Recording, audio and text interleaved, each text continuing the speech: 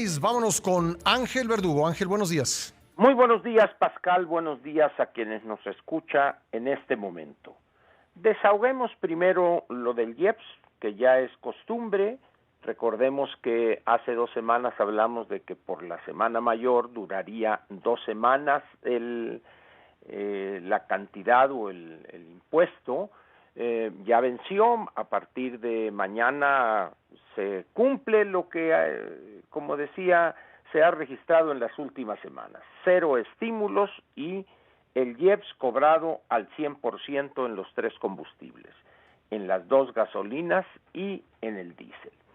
De tal manera, pues, que se prueba que no hay la mínima intención de relajar eso, tomando en cuenta la necesidad, que es más que evidente, del gobierno federal de obtener recursos hasta por debajo de las piedras. De tal manera, pues, que está ese impuesto dentro de la normalidad que hemos hablado ya desde hace varias semanas. Es más, prácticamente desde la segunda semana de este año, del año en curso, ha estado al 100% aplicado el IEPS a los 3 combustibles.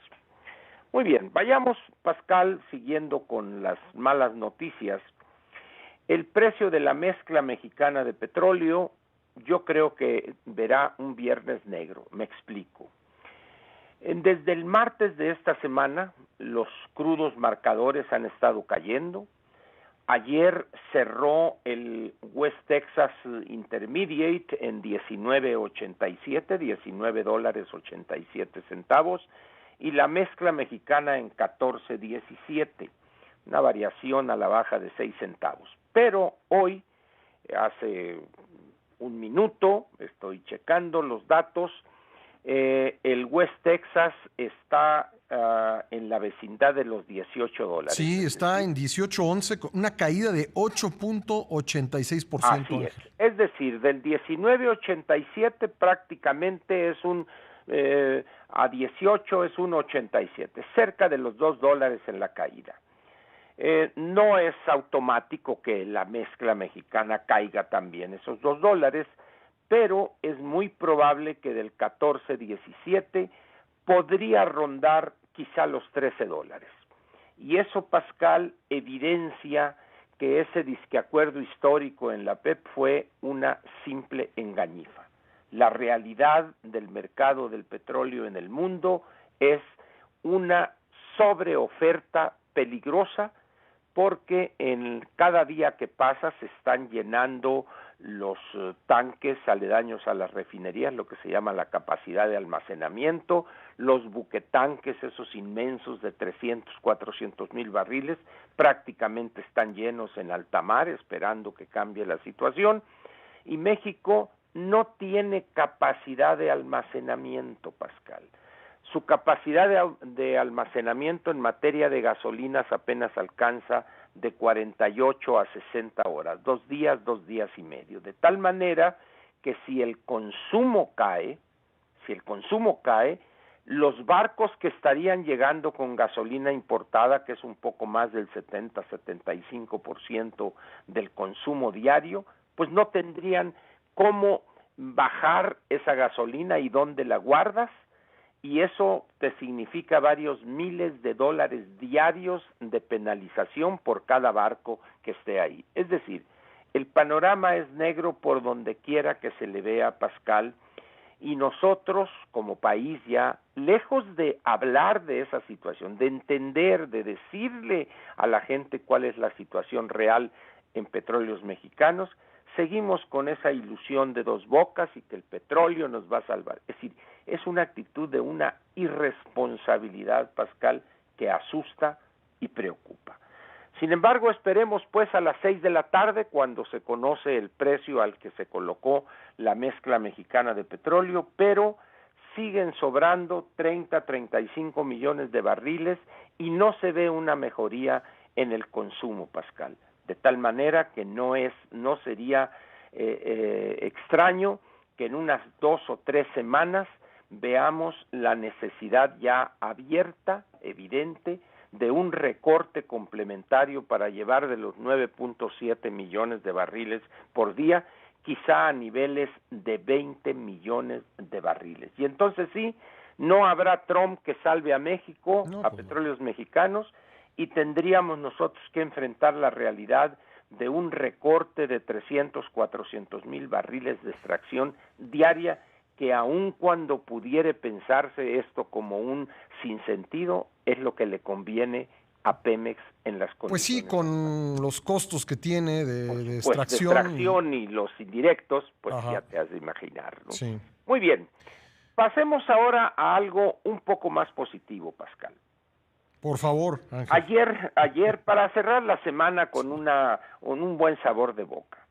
Ayer, como consecuencia de otra vez una bravata propia más de braveros de cantina que de jefes de Estado, el presidente López habló voy a hablar con Banco de México para que me adelanten y esos recursos y que los remanentes, creo que él dijo utilidad. Banco de México no tiene utilidades, sino tiene remanentes de su operación, y efectivamente ayer se reunió con el gobernador de la Junta de Gobierno de Banco de México, el doctor Alejandro Díaz de León, y voy a leer, Pascal, la mitad del segundo párrafo del comunicado que emitió Banco de México ayer. Dice así: asimismo, se destacó la importancia de observar el procedimiento y los tiempos en materia de remanentes de operación del Banco de México previstos en su propia ley.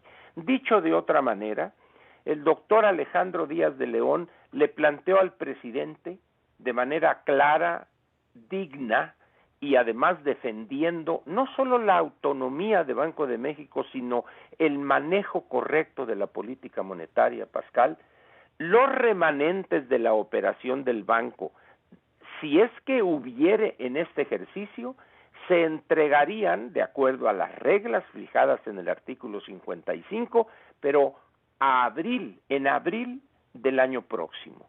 Nada de que si me adelantas algo, eso no existe, eso es violatorio de la ley y por consecuencia de la Constitución. De tal manera pues que entre este coro de serviles y abyectos hay una persona, Pascal, que actúa con dignidad, con firmeza en la defensa de la legalidad, de lo que marca la ley. Y eso, Pascal, en los tiempos actuales es una excelente noticia. Por desgracia, no hay más voces como la del doctor Alejandro Díaz de León en otros espacios de la administración pública.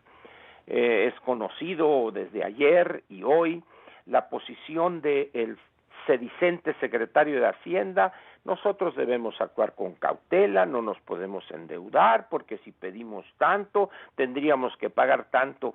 Y lo curioso, Pascal, lo preocupante es que nada dice del origen de esta situación de falta de liquidez del gobierno federal. Los programas clientelares que se llevan arriba de 400 mil millones de pesos, Pascal. 400 mil millones de pesos que ahorita son como agua para el sediento, Pascal.